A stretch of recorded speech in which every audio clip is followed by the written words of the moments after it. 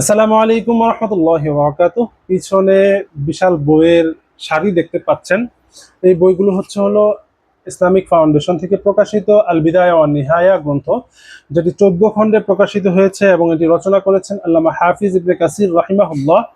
তো এই গ্রন্থটির বিশেষত্ব কি? এই গ্রন্থটি হলো আপনি যদি ইসলামের ইতিহাস জানতে চান তাহলে আপনার জন্য এই একটি গ্রন্থই যথেষ্ট। কেন? কারণ এই গ্রন্থটিতে আপনি পাবেন হযরত আদম আলাইহিস সালাম থেকে নিয়ে হযরত মুহাম্মদ রাসূলুল্লাহ সাল্লাল্লাহু আলাইহি ওয়াসাল্লাম পর্যন্ত বিশুদ্ধ সিরাতের বর্ণনা।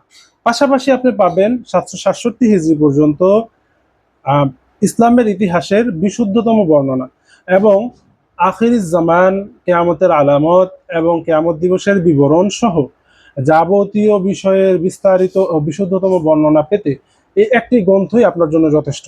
এবং এই গ্রন্থটি কেন সকল ইসলামিক স্কলার এবং ওলামায়ে কেরামের কাছে গ্রহণযোগ্য, এর অন্যতম একটি কারণ হচ্ছে আল্লামা হাফিজ ইবনে কাসির রাহিমাহুল্লাহ এই গ্রন্থটিতে ইতিহাস বর্ণনার ক্ষেত্রে যত বেশি সম্ভব তিনি ইয়াহুদি বর্ণনা পরিহার করেছেন।